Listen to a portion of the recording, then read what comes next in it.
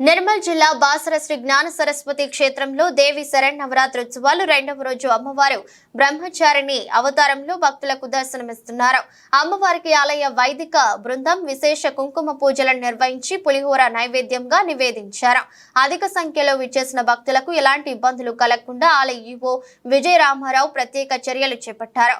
బ్రహ్మచర్య ఆశ్రమంలో గురువు వద్ద తోటి విద్యార్థినులతో ఉండే బ్రహ్మచారిణి నవదుర్గల్లో రెండో అవతారంగా అమ్మవారిని భక్తులు ఆరాధిస్తారు. తెల్లని చీర ధరించి కుడి చేతిలో జపమాల కమండలం, ఎడమ చేతిలో కలశం ధరించి బ్రహ్మచారిణి దేవిగా అమ్మవారు భక్తులకు అనుగ్రహిస్తారు. శ్రీమాత్రే నమః. యా దేవి సర్వభూతేషు విద్యారూపేణ సంస్థిత నమస్తస్యై నమస్తస్యై నమస్తస్యై నమో నమః.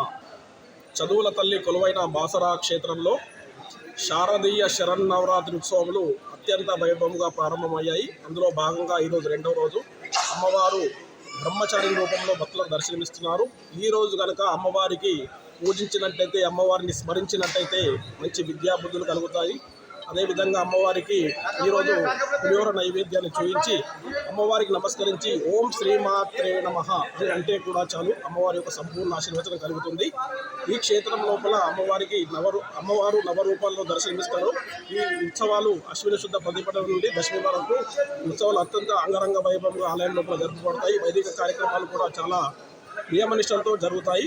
అర్చక వేద పండితుల సహాయకంతో అమ్మవారికి ప్రత్యేకమైన పూజలు ఆలయం లోపల జరుపుబడతాయి. కావున భక్తులందరూ అధిక సంఖ్యలో వచ్చి అమ్మవారిని దర్శించుకొని అమ్మవారి ఆశీస్సులు పొందాలని చెప్పి కోరుకుంటున్నాము. ఓం ఐం సరస్వతి నమః.